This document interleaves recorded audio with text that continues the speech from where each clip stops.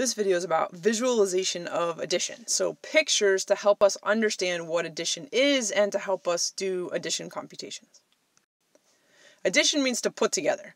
This is a concept you already know, so I'm not trying to sort of reteach that to you, but let's use this as an opportunity to come up with some visuals that will help us on maybe some of the addition computations that you're not as comfortable with.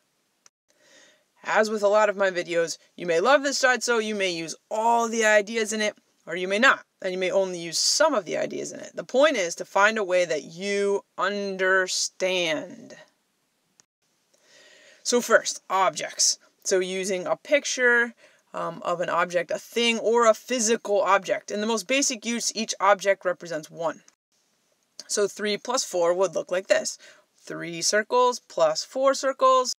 I put them into one big grouping and then I count them. So 3 objects put together with 4 objects is 7 objects. 3 plus 4 is 7.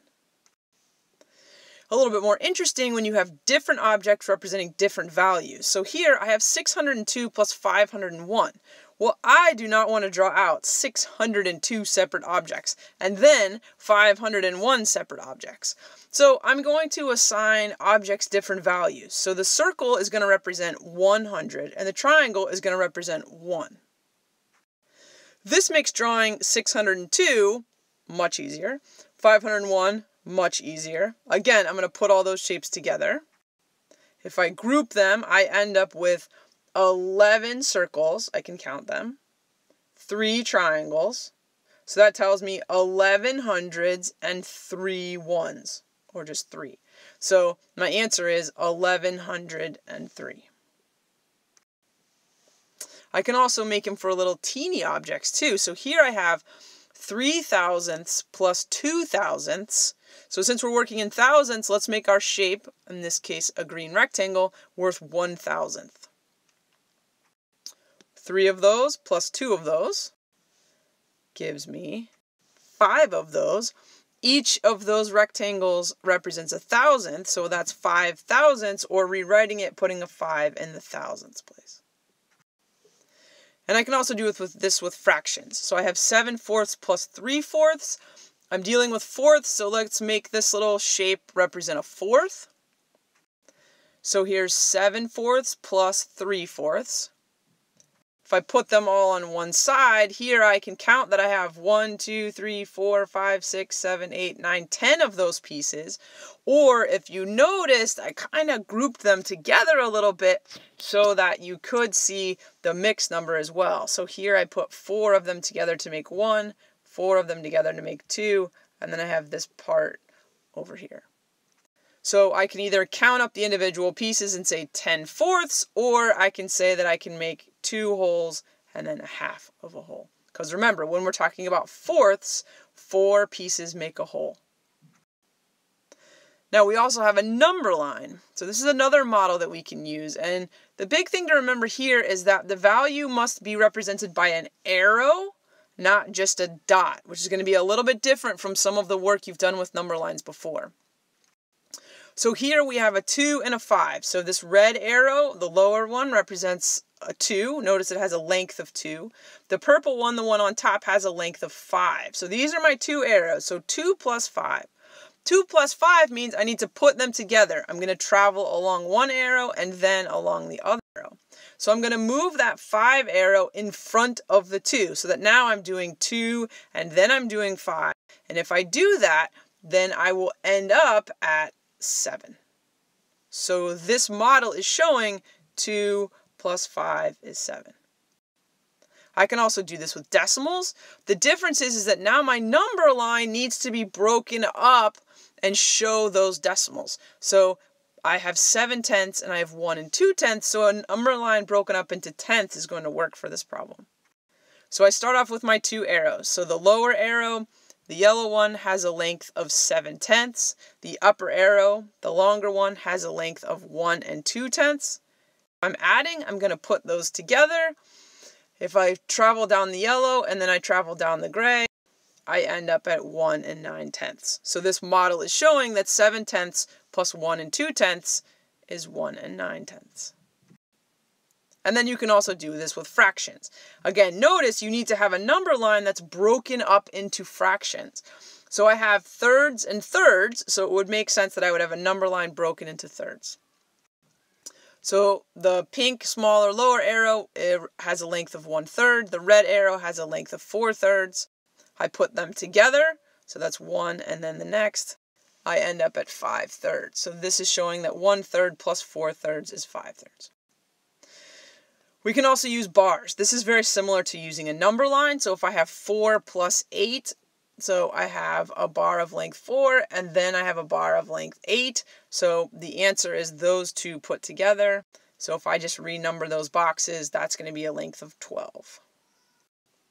I can also do this with fractions. This is very, very common if you are using fraction bars. So notice I made a little comment here about the National Library of Virtual Manipulatives.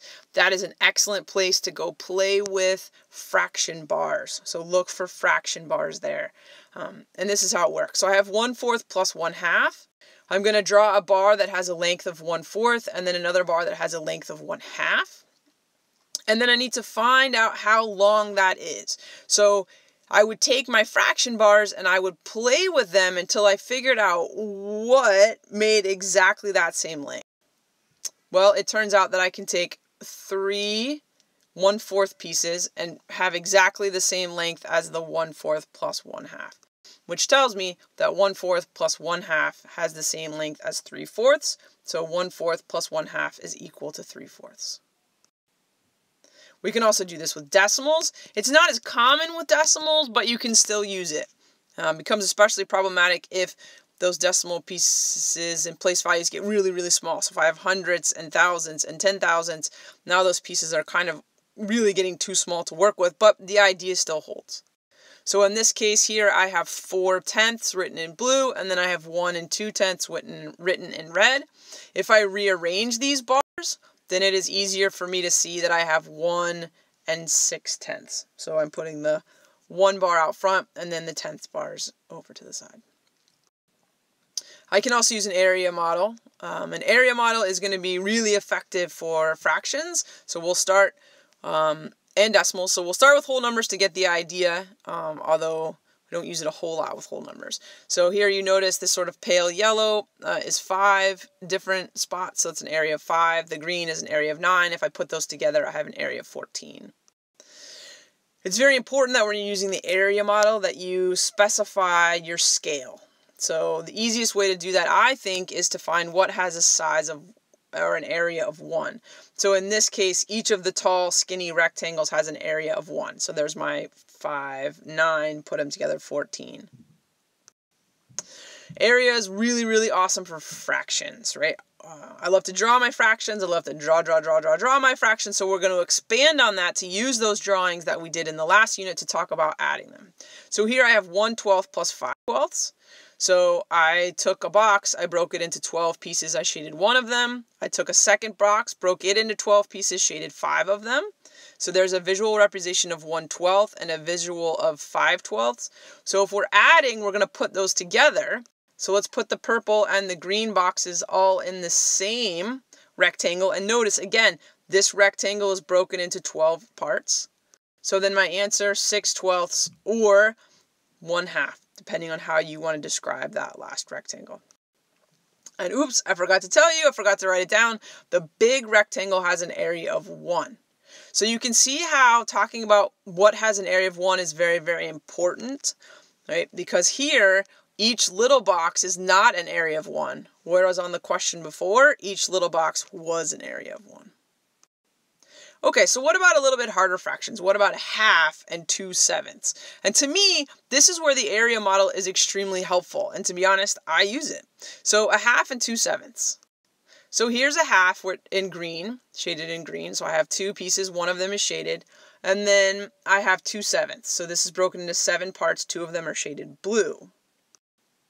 And note that they have the same size hole. So I did that on purpose. So the hole for the 1/2 is the same size as the hole for 2/7. So the large rectangle has an area of 1. Now, it's not immediately clear how to add these. Why?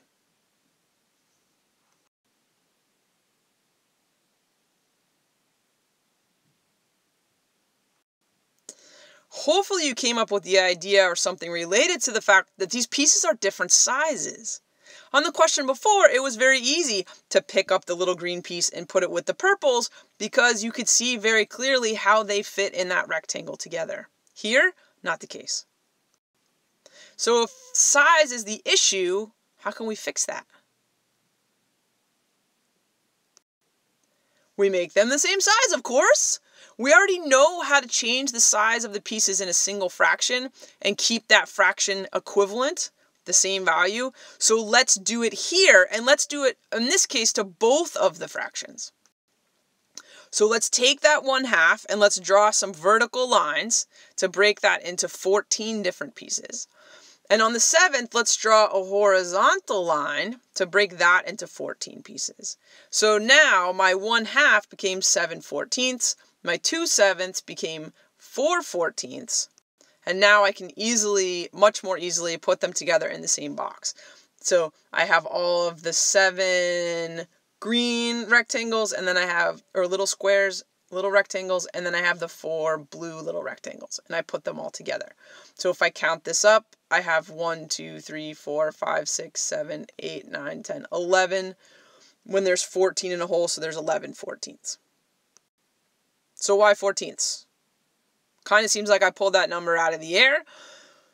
And I didn't, right? All we're doing is we're going to look for a number that both 2 and 7 go into. And why 2 and 7? 2 and 7 were the original denominators, 1/2 and 2/7. So if you look, when I originally drew the 1/7, I broke it into 7 pieces in this direction. And so when I went to break up my 1/2, I did the same thing. Notice, I broke it up into 7 pieces going in this direction. Same idea with the 1/2. When I went to break that up, I broke the 1/2 going in the horizontal direction. So here was 1 and here was 1. So I did that with my 7th. Okay, so it's 7 in one direction, 2 in the other direction. And that will work every time. You might have been told in the past, or had to in the past, find the lowest common denominator. That might sound familiar to some of you. Not necessary. Just find a common denominator. Okay, so breaking it up in 2 and then breaking up into 7, in this case, that will always work. Breaking it up into one denominator and then the other denominator, that will work every time. Okay, area with decimals. When we do area with decimals, we're going to focus on our 10 by 10 grid, so being able to draw out what this decimal looks like.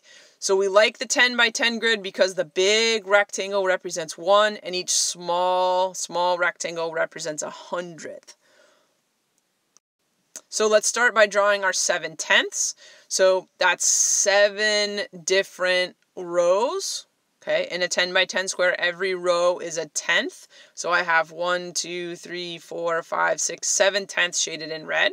So then let's go ahead in the same picture, go ahead and draw our 1200ths. So I did that in blue. 1, 2, 3, 4, 5, 6, 7, 8, 9, 10, 11, 12. So there are my 1200ths. So then if I'm adding those together, it's the area that is blue and red put together. So if I need to describe that, I now have 1, 2, 3, 4, 5, 6, 7, 8 tenths, and then I have 200ths. So there's my 8 tenths 200ths. Or I could describe this as 82 of those small boxes, so that's 82 hundredths. In summary, drawings can help us understand what addition is and what it looks like. Drawings can be very helpful for finding answers on some computations, but not all. There are definitely some addition problems where the drawing is going to actually make it more complicated and more confusing. And again, I'm going to stress this, drawings are awesome for fractions. So they're awesome for understanding and computing with fractions.